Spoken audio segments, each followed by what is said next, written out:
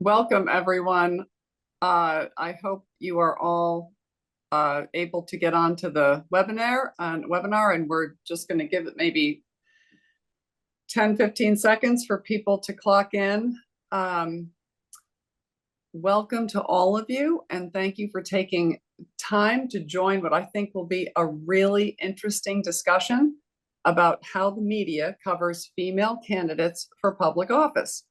I'm Allison King. I retired from NBC Boston / NECN, New England Cable News, last year, where I was the political reporter for almost 3 decades. And I was a fellow at the Shorenstein Center this past spring. I will be the moderator for this discussion. We have an amazing group of journalists and scholars who are uniquely qualified to comment on this very relevant topic, and I will introduce them now. Amanda Becker is the Washington correspondent for the 19th, where she examines the gendered aspects of power and how gender shapes policy. She has covered national politics for nearly 2 decades. Meredith Clark is an associate professor of race and political communication in the Hussman School of Journalism at the University of North Carolina at Chapel Hill. She is a journalist by training and has worked at a number of papers around the country. Brandi Collins-Dexter is a former Shorenstein Fellow who researches, writes, and presents on issues pertaining to Black participation in democracy and the U.S. economy. She is the former senior campaign director of media, culture, and economic justice at Color of Change. And Brandi, I just missed you at the Shorenstein by 1 semester, unfortunately. Jennifer Lawless, I believe she goes by Jen, is a professor and chair of the politics department at the University of Virginia. Her research focuses on political ambition, campaigns, and elections, and media and politics. Jennifer was nice enough to let me pick her brain recently about a book she has written, so thank you again for that. So here's the plan. I will get the conversation going and steer it along for the next 40 minutes or so, and then we would love to take some of your questions. If you have a question, please add it to the chat, and we will do our best to get in as many as possible. So with that, I will jump in. I'd love to hear all of the panelists comment on this first question. When Hillary Clinton ran for president in 2008 and 2016, 2 races I covered pretty extensively myself, I remember clearly there was so much coverage and focus on her being a woman and breaking the glass ceiling and the historical and cultural significance, etc. I remember the coverage of her clothes and her hair, the likability quotient. Was she playing the woman card? Did she have enough masculine traits to be president? And could she be a tough commander in chief? Now, in 2024, with Kamala Harris running, there's been very little coverage of this potential milestone in American politics. And the media, at least overtly, doesn't seem to be covering it or particularly interested in that angle of her candidacy. And I'm wondering if this is a sign of progress, or is it just being covered differently or more subtly? So let's start. Amanda, I hope you're willing to jump in and be the first one on this. Any thoughts on that? Yeah, so I actually also covered, I was embedded with Clinton's campaign for 2 years ahead of 2016. So I, got a very close-up view of this, that cycle. I do think this cycle is different, and I think it's there's a few reasons why.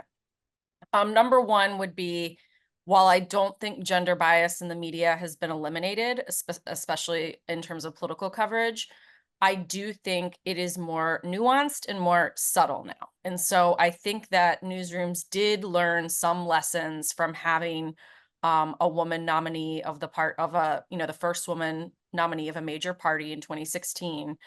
That they're trying to correct this time. So that's number one. And it doesn't mean they've succeeded across the board, but they're at least trying.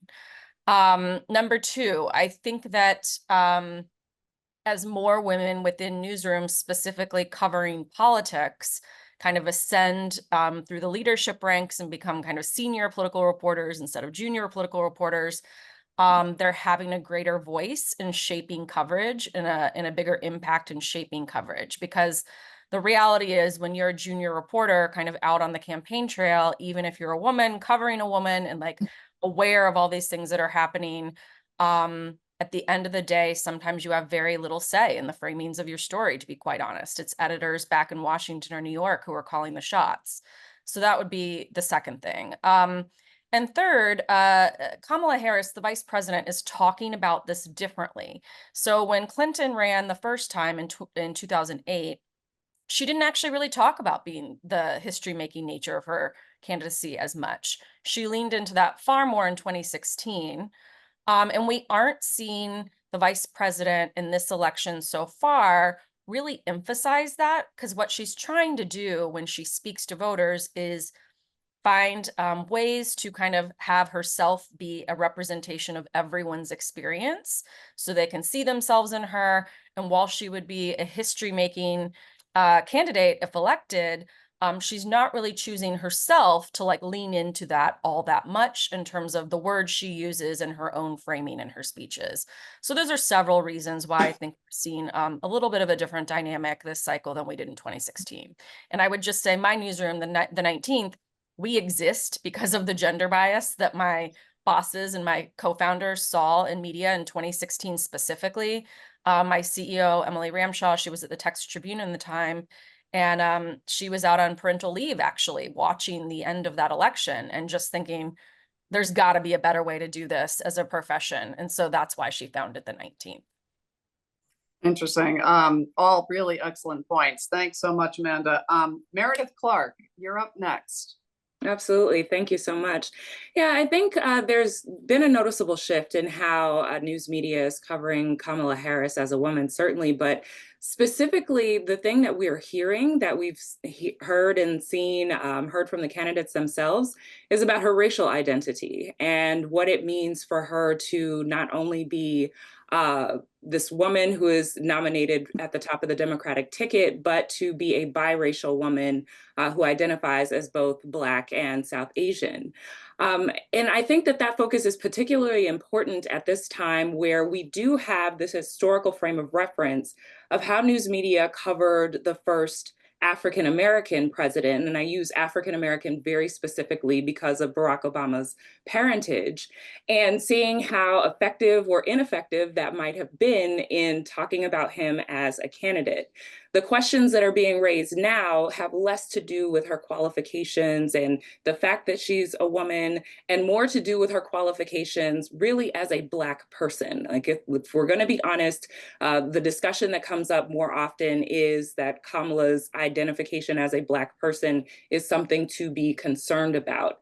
As a matter of fact, some of the political messaging that I've seen from the Trump campaign talks about not electing this Black woman, not letting this Black woman win the election. And so I think it's incumbent on us to really critique media for how it has framed Black women in the past, recognizing that both news media and academia have not really seen Black women as qualified and capable either as voters or leaders or objects worthy of study until we find ourselves in this moment where you have this unforeseen candidate, unpredicted candidate, and now everyone has to shift their focus. So I think that just the shift in the last minute nature of her becoming the candidate is really what draws our attention to her racial identity as well.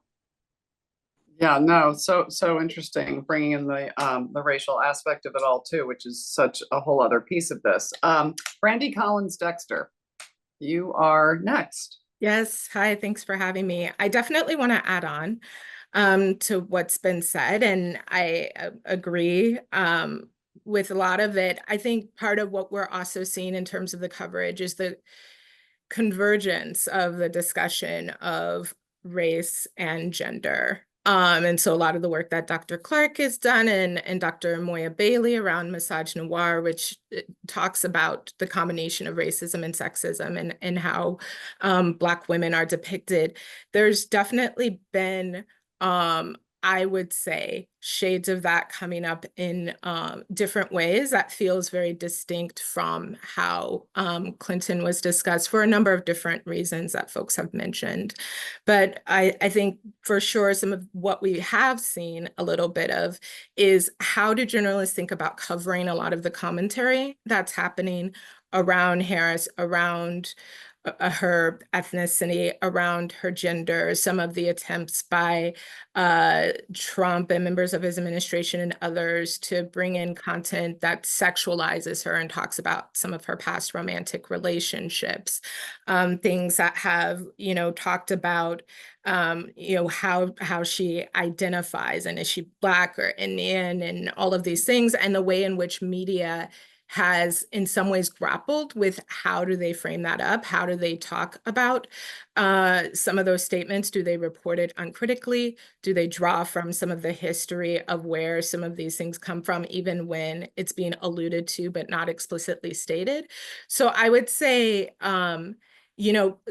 a lot has changed about the media ecosystem. A lot is still the same, but I think what people are still grappling with is how do you take this whole body of sort of online discourse and social media that didn't exist quite as much as it did, so many years ago, and translate that in the newsroom. Mm-hmm. Yes. Thank you so much, Brandi. And Jen Lawless. Let's hear. So I have a couple of points. I generally agree with everything that's been said. What I would note first is that part of the reason I think that there's been this evolution is that Kamala Harris is not the first one. And so the novelty of a female Democratic nominee has worn off. And we know that what's novel garners more coverage. So when Hillary Clinton received the nomination in 2016, when Kamala Harris was the vice presidential nominee in 2020, those were firsts. So this time it's not a first.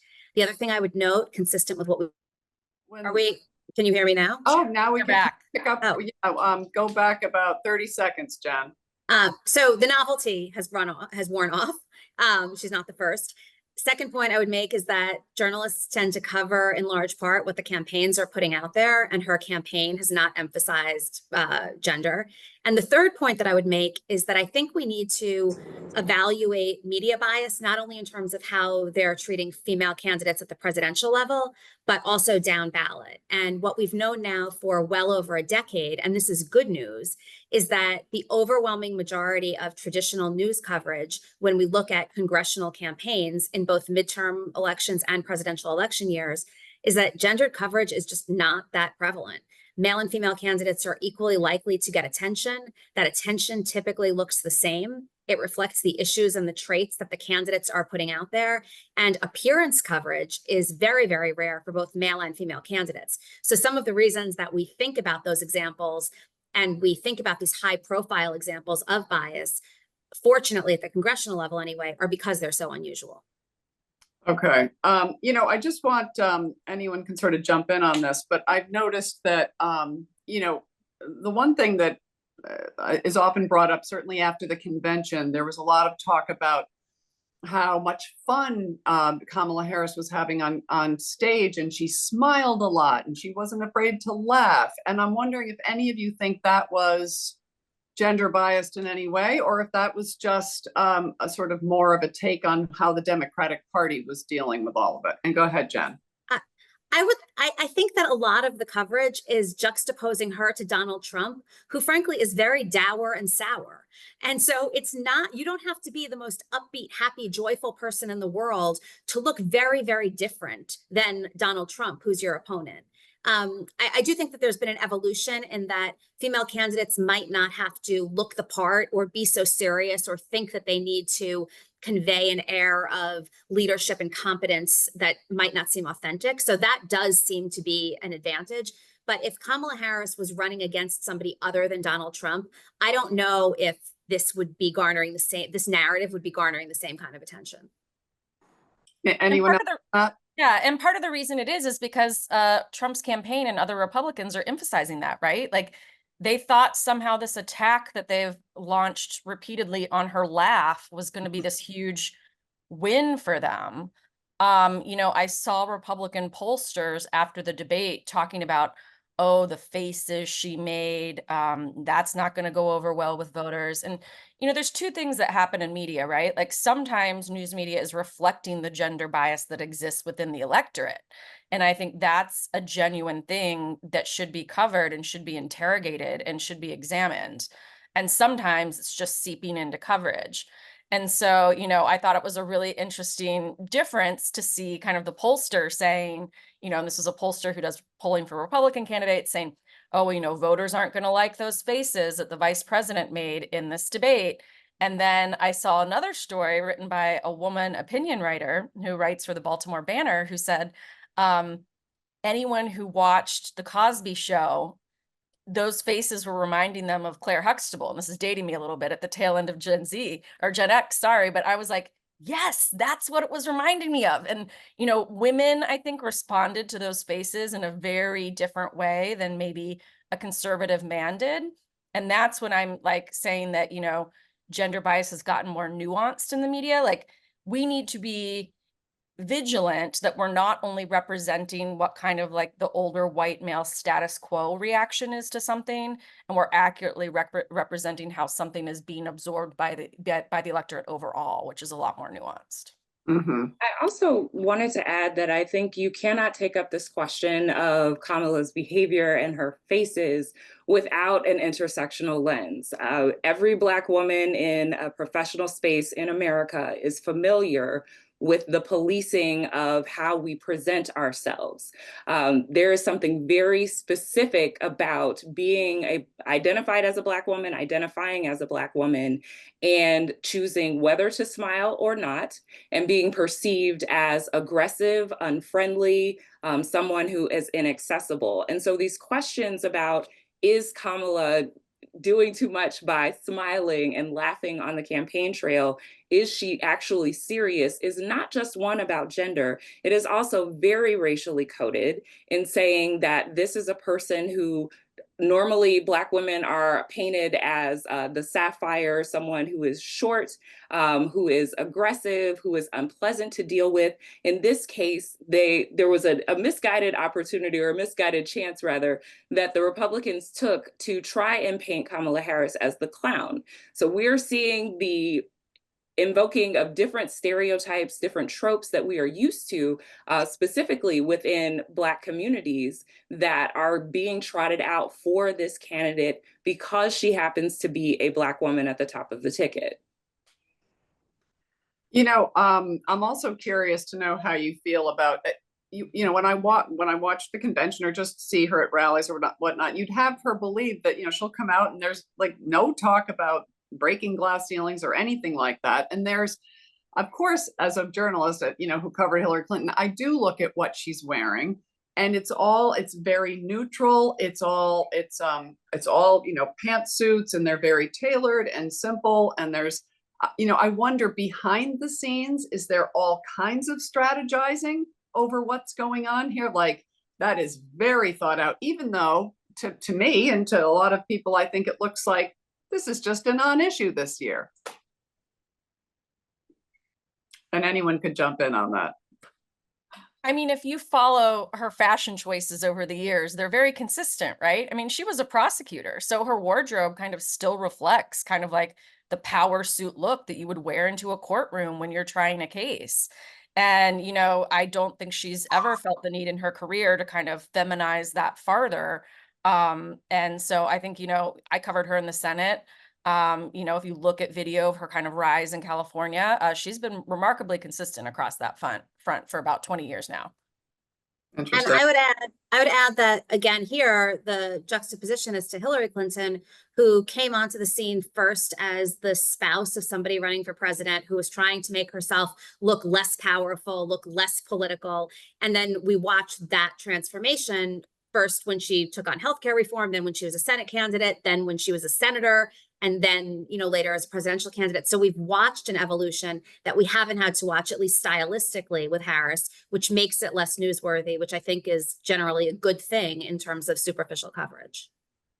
Yeah, and I would just add to that. I mean, I think 100% there's a lot of strategizing happening behind the scenes. And there's these different categories. One, how Harris and the campaign brands her how journalists talk about it and what the social media commentary is around it. I think, again, going back to the outfit and the neutralness of it, again, being somebody who is, you know, at least coded to be a younger woman, that it has been sexualized in a number of ways, has been branded the DEI candidate, with a lot of things being alluded to about how she got to the position she got to. There is, I think, this need behind the scenes to dress with a certain seriousness, but at the same time, as Dr. Clark pointed out, and Dr. Becker as well, there has to be a sort of lightness around her presentation. It was interesting when Amanda mentioned the Cosby Show, because I think one of her early ads was actually like A Different World. It was her memes were kind of around A Different World, which is a show that was a spinoff of the Cosby Show. So there is something that she's trying to present there. And I think there's also something around, which I'm sure we'll get to later, the way that her base of voters and Black women are being depicted in the media as they are organizing around her, that I think is both strategic and speaks to the ways in which her base is actually, in a lot of ways, being used to speak about Black women in a way that's a bit separate from how her campaign is being spoken about, because she's branding her campaign in a much more neutral way. So switching gears a little bit, what are the main ways in which you think the media in 2024 is getting it wrong when covering female political candidates, Kamala Harris or other candidates on any level? What is still, like, does anything kind of come out as a glaring, I can't believe we haven't gotten past this yet? Or, we talked about it being subtle. Are there any sort of not so subtle things that you think need to change? I would absolutely say that with any political coverage, and specifically on this particular candidate, the soundbite coverage, and that's where I have to pull in some of the economics of journalism, right? So we know that the journalism industry has undergone just massive change. We've got to turn around stories a lot faster. There are fewer people to do the job, and we have to be able to disseminate things on digital channels in a way that they will bring people back to our home bases. So whether that's back to our website or to our print or television product, we need to get people in. And as a result of that, we're seeing a lot more coverage that basically builds on the sound bites that make for good television or good ads. And that is the repetition of the memes, right? So Kamala talking about falling from a coconut tree, they're eating cats and dogs coming from the the debate. And the place that I really have a problem with that is where those sound bites specifically talk about the identity of the candidate. Like the fact that President Trump or former President Trump, could say in one venue that he had a question about whether Kamala was Black or not. And that being a very specific venue in front of NABJ, the National Association of Black Journalists, and then deny that in the debate, and it gets so much coverage, is really an issue where it gets us away from the substantive nature of what we should be talking about with political coverage and just focuses on the entertainment and the spectacle. And I'd say that's really where media has got to double down and do its job in sticking to what we need to be concerned about, which is the policies that each of these candidates have. I think the nature in which the vice president, ascended to the top of the ticket, which was obviously incredibly unorthodox, has obscured to some extent how the news media would have covered her candidacy if she'd had to go through another full primary. Because I think, Jennifer was talking earlier about once the candidates are running, their coverage looks pretty similar in terms of how they're being handled. I think that one of the really subtle ways in which gender bias creeps into political coverage specifically is the own internal calculuses within people who lead newsrooms and assign stories as to who is a winner or not and who has the ability to win. And, I can't tell you the number of times throughout my career I said, there's this really interesting candidate in X district, in X state, they have a good chance maybe of getting through their primary. And I would have editors tell me, a year and a half before an election, oh, well, are they going to win? And then if you can't say yes for sure, they're like, oh, well, then I'm not sure that's a story. And so winners and losers are being determined kind of in the earliest stages of how we build these narratives around candidates. And that's a much harder thing to track, and it's a much harder thing to address. And it's a huge reason why I came to work for the 19th when they were getting it off the ground, because I was just kind of tired of having to explain, you know, look at all the men that we cover who don't have a shot and they get tons of coverage. I would point to Beto O'Rourke, last presidential cycle. How many Beto stories did you see? How much coverage did you see of his kind of cross-country road trip? How many, you know, newspapers and stations were covering his videos from the chair at the dentist office? You know, and he was out pretty early in that primary. And yet, you know, he managed to get all that coverage in a way that, you know, frankly, some of the sitting women senators struggled to get in that primary. Yeah. I'd say that one thing I think the media are not doing that well this cycle is their coverage of the gender gap. It's been appalling to me that all of a sudden they've started calculating it differently. So the gender gap is actually the difference in support that male voters and female voters express toward a given candidate. And so if, you know, 49% of women support Barack Obama and 40% of men do, there's a 9 percentage point gender gap. It doesn't matter what the support for Trump is on the other side. This cycle, what a lot of journalists are doing and what a lot of pundits are talking about is they're basically adding up the advantage that Kamala Harris has among women to the advantage that Donald Trump has among men, and making it seem like there's this gender war out there. When the reality is the gender gap is way more nuanced. It's basically the same size as it's been in previous election cycles, and it has nothing to do with the sex of the candidate. And so in some ways, as we've moved away from explicitly gendered coverage of the candidates themselves, we've moved into this battle of the sexes coverage of voters that I think is doing everybody a disservice. Good point.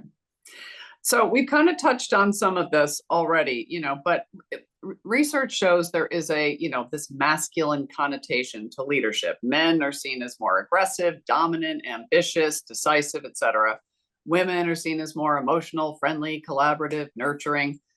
This has resulted over the years in men being considered obviously the more viable political candidates. I'm wondering if you think these stereotypes are naturally with Gen Zers and just with being in 2024, are these evolving or are they dissipating anyway? Or do you think underneath it all, they're as strong as ever? Who wants to be the first one to jump in on? I can talk about the research on this briefly. So there have been public opinion polls and there have been studies over the last 50 years that do in fact find that at least through the 1980s and 1990s, that what you just characterized is the case. Over the course of the last 20 years, those stereotypes have begun to dissipate, and in both gauges of women and men in society more broadly, and then as male and female candidates in particular, we've reached a point in time where whether there's a D or an R in front of your name tells us way more about what you think about a candidate's leadership, competence, integrity, and empathy than the presence or absence of a Y chromosome in their DNA. So the upside of party polarization has in a lot of ways rendered the sex of the candidate somewhat moot, and gender stereotyping is on the decline, but we're even seeing this among primary voters. So I think what happens is that even if there's this predisposition to think about women and men differently on traits, even if there's a predisposition to think about male and female candidates having strengths on different issues, campaigns provide information that mitigate against those gender stereotypes. And candidates on both sides of the aisle, male and female, have learned how to do that. So male candidates have learned how to be credible on issues like abortion. Female candidates have learned how to be credible on issues like crime. And then it becomes part of just the political zeitgeist, and the inclination to stereotype on those issues has gone down. That's not to say it never happens, but polarization coupled with evolving societal norms, I think has given way to quite a bit of progress. And in the evolving societal norms, I mean, it's a complete partisan difference, right? Like you saw at the Republican National Convention, a doubling down on traits traditionally thought of as masculine. I mean, Trump walked out to, it's a man's world. And they, it was a show of force, and it was macho, and there was Hulk Hogan ripping off his shirt, and there was, the Ultimate Fighting Championship. I always get the acronym wrong. I'm not really into fighting as a sport. But to stereotype myself. And then at the Democratic National Convention, you had husbands crying on stage alongside their wives who couldn't get reproductive health care and treatment. You had the vice presidential running mate pick, Tim Walz, talking about his family's struggles with infertility. It was a convention unlike anything I've ever seen, frankly, in US politics. You had, Senator Cory Booker in daytime sessions calling himself a cat lady. I think in part, this is not something that like the news media is doing. This is something that's happening in the electorate and happening in our politics, that I think what we're seeing right now is the Democratic Party is deciding that there's more than one way to lead even as a man. And not only do women candidates have some of the leadership qualities that we've traditionally thought of as masculine, but men can have some of the leadership qualities we've traditionally thought of as being feminine. Mm. Yeah, I would add a couple of more points to that. I do think, again, it's worth noting that Harris is in a lot of ways a very different candidate. She's a prosecutor, former state's attorney, kind of comes from a background where there is a narrative around, her having, a more law and order sort of brand about her, which skews somewhat more masculine. And then there's also, in general, the ways in which Black women are often seen as domineering, aggressive, masculine. And so those are things, so to kind of put head to head different candidates without having some of those different nuances at play, I think would be a lost moment for examination. And I'll also say, again, going back to the point of how the voter block is often used as a proxy for some of these issues, even as some of these trends around gender and how it's seen may be shifting, we're still seeing a lot of discourse around things like, will Black men accept a female candidate? Will white women accept a Black woman candidate? You have a lot of different articles with headlines like Black women hedging their power, leading their charge, Black women built for this moment. Examinations of Harris's Indian heritage and a whole slew of articles tied to that. And so there are still things that are coming up that live at that intersection of sex and race that we haven't moved so far away from in the last going on 10 years. Mm. So I'm going to throw out another question here, and then I think I'm going to start to move towards some questions that have come in. But I'm wondering if you feel like there are reasons to be hopeful that someday we won't be having this discussion at all about different treatment of male and female politicians. I mean, I have to say I have two Gen Zers myself, and I know that they look at these candidates differently than even, than I do. And I do think there's a generational aspect to it. But I'm wondering what you think about that. I mean, do younger journalists, do 20-somethings, would they cover the race a little bit differently, or not use, get trapped into some of the language that maybe was, used in previous decades? And are you hopeful? Are we going in the right trajectory anyway?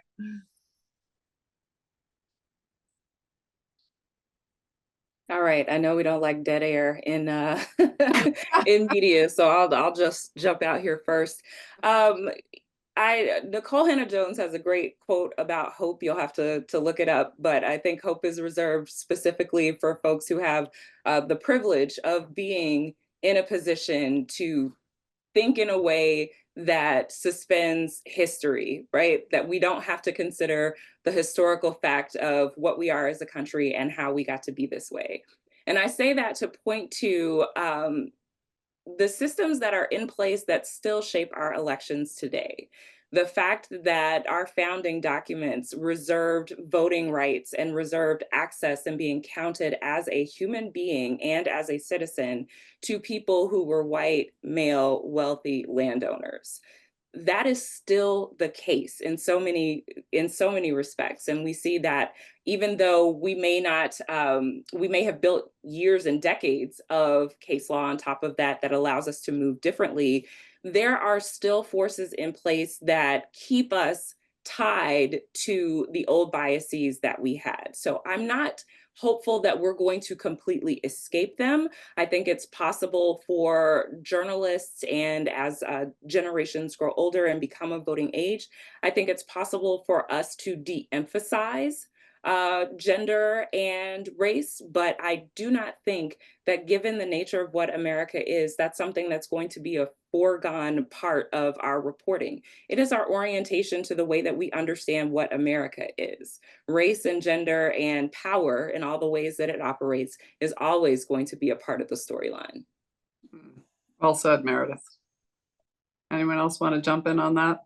Jen? Yeah, I would add that I don't think that eliminating discussions of gender or sex or sexual orientation or any of these dynamics is what's required for there to be progress. I think that for progress, whether you're a male or a female candidate, and how that experience has shaped you and what that means for your policies and priorities and everything else, to the extent that that's relevant, it should be equally likely to be covered, and it should be equally likely to be part of the narrative. And so I think we'll make progress when the standard is not the wealthy white man against which we're comparing all of the other categories. But that doesn't mean that we can't say that, oh, this candidate has strength because she's a woman who encountered sexual harassment and overcame it. Like, that makes her have an experience that a male candidate might not have, and it's relevant. So, I don't think that we have to say that we won't achieve progress until we're not talking about this at all. I think we just have to change the way that we're talking about it. Mm-hmm. Mm-hmm. I agree with everything they've both said, and would just add that, like I said earlier, I think that gender bias isn't going to go away anytime soon completely in the news media. It's just going to look different, and it's going to be subtler. And I think, like, one way it comes forward is when we are covering these candidates that bring with them a different lived experience and a different background in terms of their heritage and their race and their gender than what the norm has been in this country and the default. I mean, it took amendments to our Constitution for any of us to even participate in the political process, right? And so that was, hundreds of years that we didn't have full rights. And I don't think you kind of undo that bias either in the electorate or in the news media, because we reflect the electorate to some extent in a short period of time, like one election cycle or two election cycles. I think that the Dobbs decision a couple of years ago, frankly, has highlighted some of this. And this isn't talking about candidates per se, but you have a lot of women, and now more men, but a lot of women candidates talking about reproductive rights and reproductive health, abortion. The way these things were historically covered in newsrooms was, oh, that's like kind of an icky women's issue that makes me feel a little bit uncomfortable.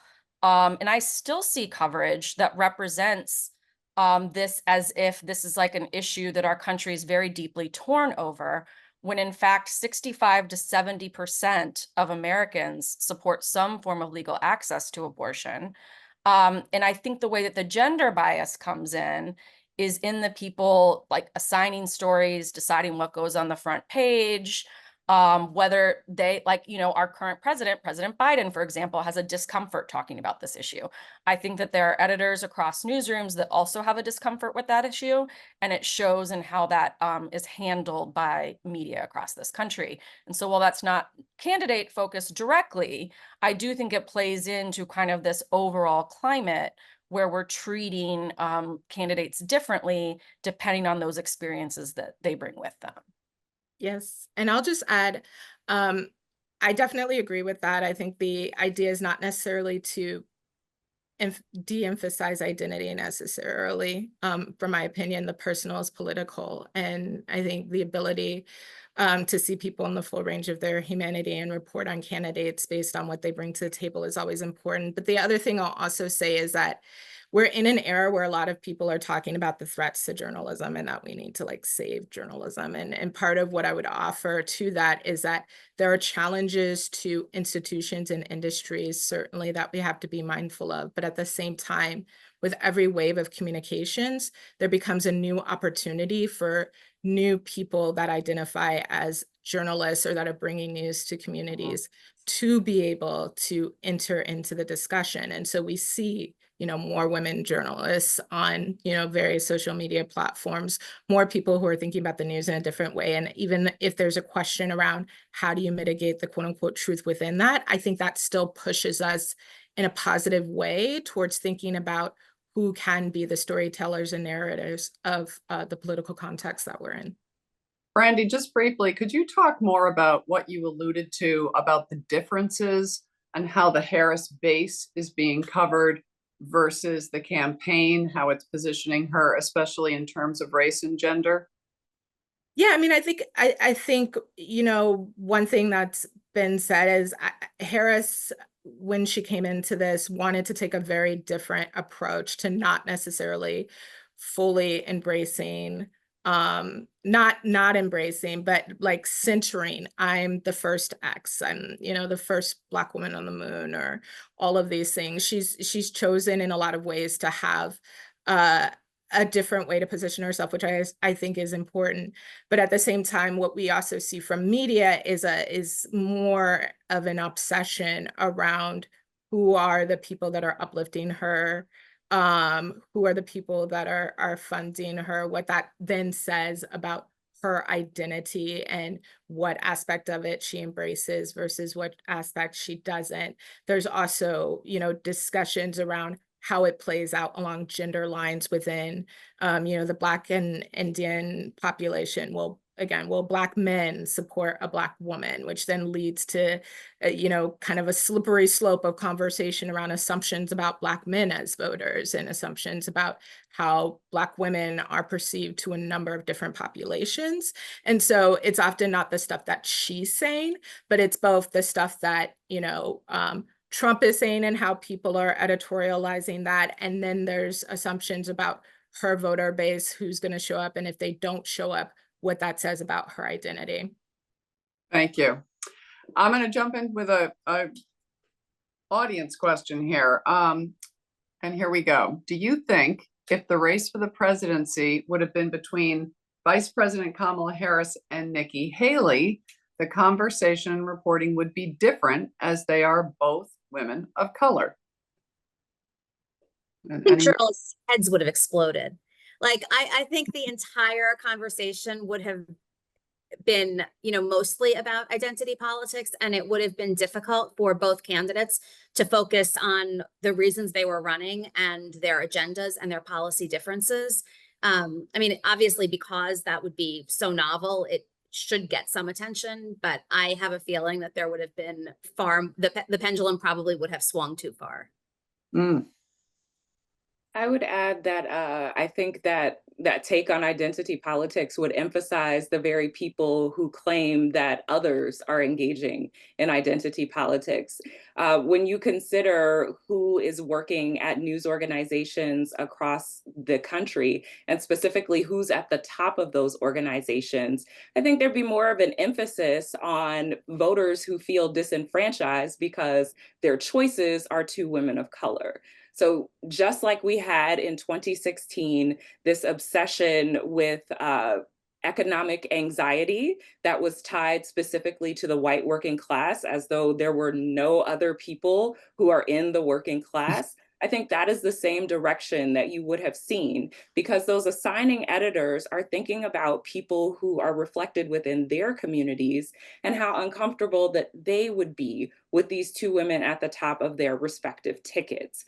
And there'd be a good deal of, well, I'm not racist, but one of the reasons that I'm uncomfortable with this, or I'll be voting for the VP, the person who has been added to the ticket, whom I guarantee you would need to be a white man on each of those to sort of redeem the ticket for the white male electorate. That would be the focus. You would still see absolutely an emphasis on identity, but that identity would be shifted back to the audience, the electorate itself, and specifically to white men and how they were thinking about the election. Oh, how I would have, just to add, oh, how I would have loved to cover that as somebody who covers gender and politics.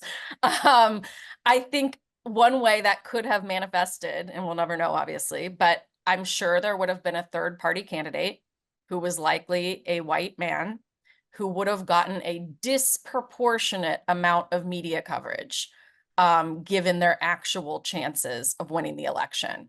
So take, the coverage of RFK or Jill Stein, and, multiply it by, a figure, and that's what we would have seen of a third party candidate in that situation. That's an interesting point for sure. All right, here's another one. Could you please share your thoughts in regards to Harris's memeability and how that translates to the youth vote? Even though the stakes are incredibly high, it seems that, quote, cool versus weird when it comes to perception of the candidates is effective. And Brandi, you're laughing over there.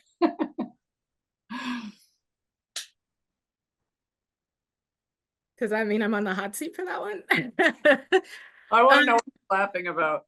Well, I just think I guess what came to mind to me initially was the distinction between how she was memed as a VP candidate, especially early on in the presidency versus now.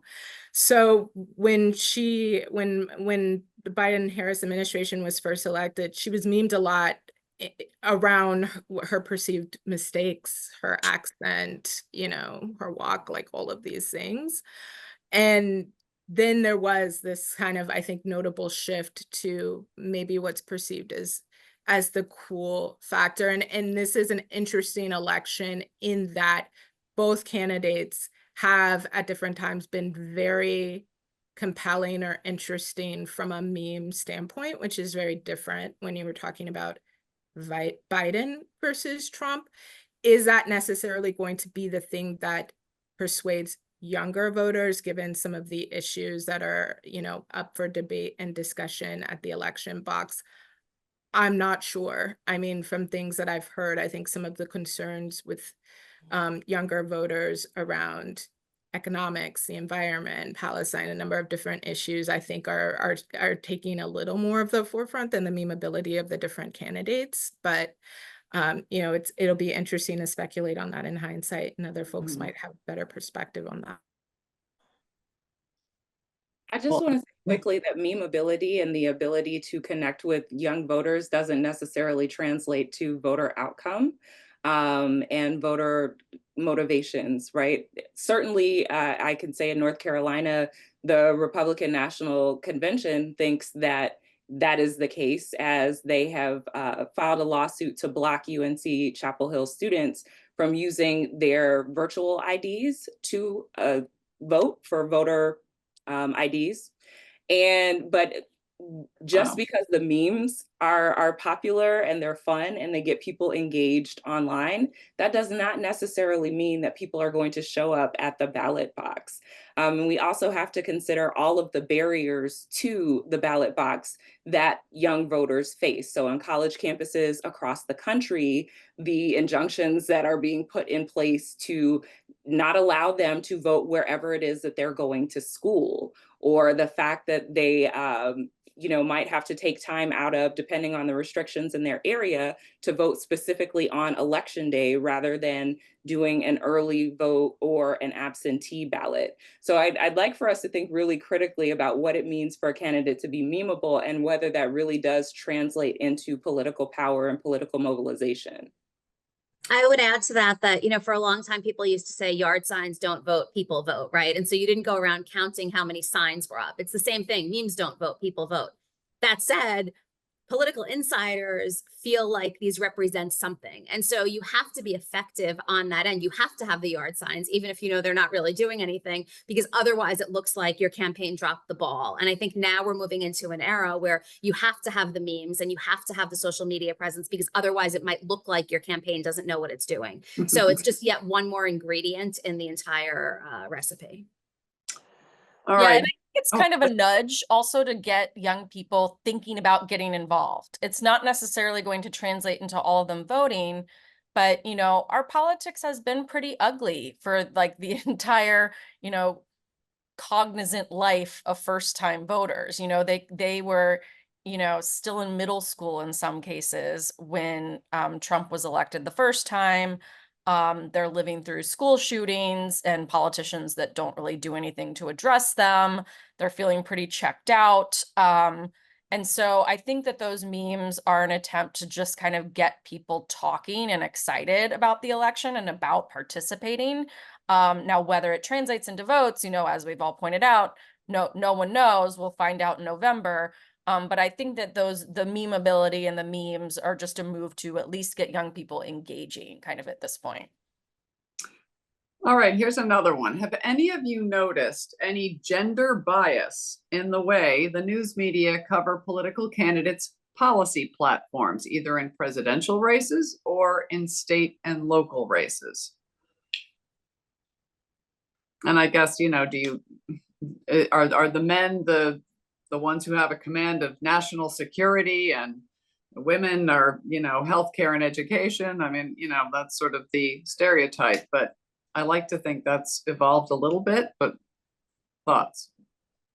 I mean, I think so. I mean, look at the coverage we saw a week after Vice President Harris was elevated to the top of the ticket, or was presumed to be kind of after Biden dropped out. Immediately, people were like, "Well, where are her policy? Where's her policy platforms? Her website doesn't have a policy page." If you go to Trump's policy page on his website, it's a 20 bullet point plan that says things like "Make America Wealthy." That's not an economic plan. And yet you had all of these stories questioning, like, where's Harris's economic plan? We're still waiting for one for Trump too. It's just that he does all these things that are so outlandish. That's what gets coverage for him. And we aren't talking about where are his policies, because he's talking about lies about immigrants eating pets. And so, that's one way that I think that there is a gender bias in how we approach them, because the media is expecting her to be a traditional serious candidate, and they're not holding Donald Trump to the same standard. Yeah, I mean, it's kind of incredible to think about what would have happened had Kamala Harris at the debate said that she's working out the concepts of a plan, right? That would have been disqualifying. That would have been the end of it. And with Trump, it's sort of like, oh, he's doing some thinking. Again, what I would caution, though, is I'm not sure how much of this is explicit gender bias versus dealing with any candidate versus Donald Trump. And basically, any candidate versus Donald Trump is held to an unrealistic standard because there's no standard for Trump. Time will tell. But when she, if she's elected and she's running for re-election in 2028 against somebody who's not Donald Trump, I think we'll have more information to be able to draw the gender dynamics out more. Here's another question. What will it take to have a ticket where both the presidential candidates and the vice presidential candidates are not white men? Do you believe this is possible in our lifetime, or will each ticket require having a white male like Tim Walz in order to be successful in politics?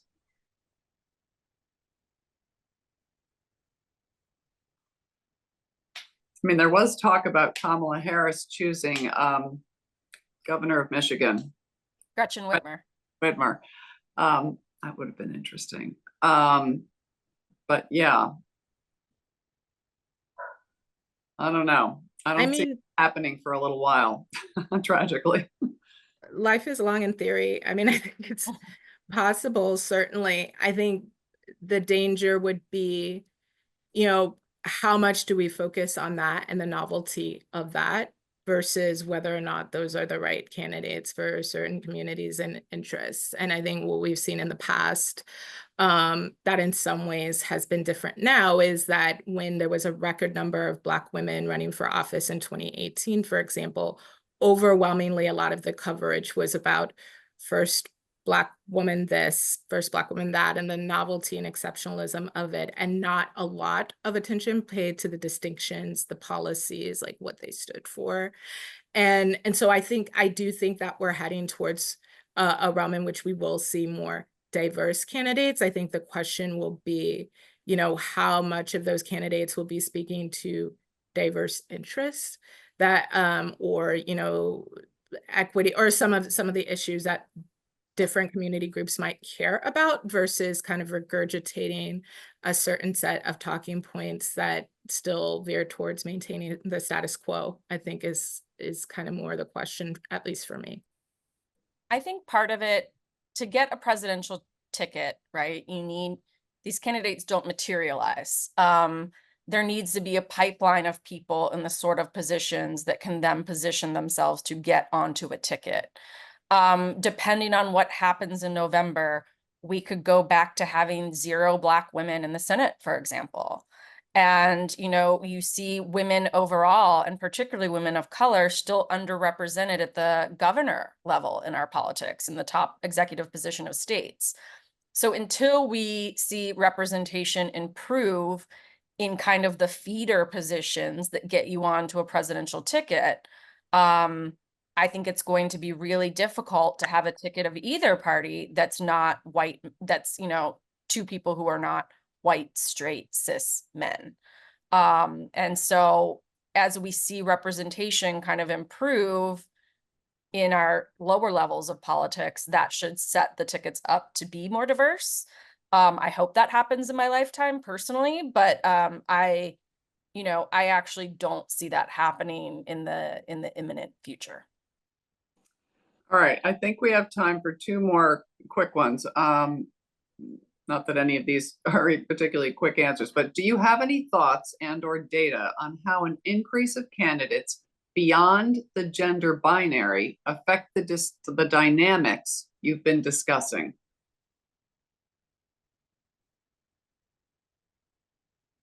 So I can tell you that the political science research can't speak to that yet because there just have not been enough candidates to engage in systematic research. Okay. And you all are doing that research. And finally, how about this one? A topic brought up during the debate was how foreign leaders would perceive each presidential candidate if they were elected into office. How does the media influence ideas of how foreign leaders would perceive Vice President Harris if she was elected into office as president?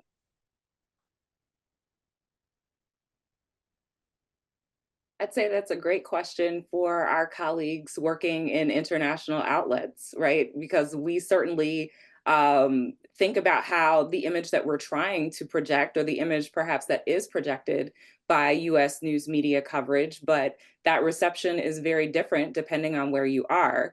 Obviously, the rest of the world is used to seeing women leaders. You can think about the number of countries who have elected a woman as their president, has had one serve as their prime minister. So it's not a new phenomenon for different countries and different world leaders.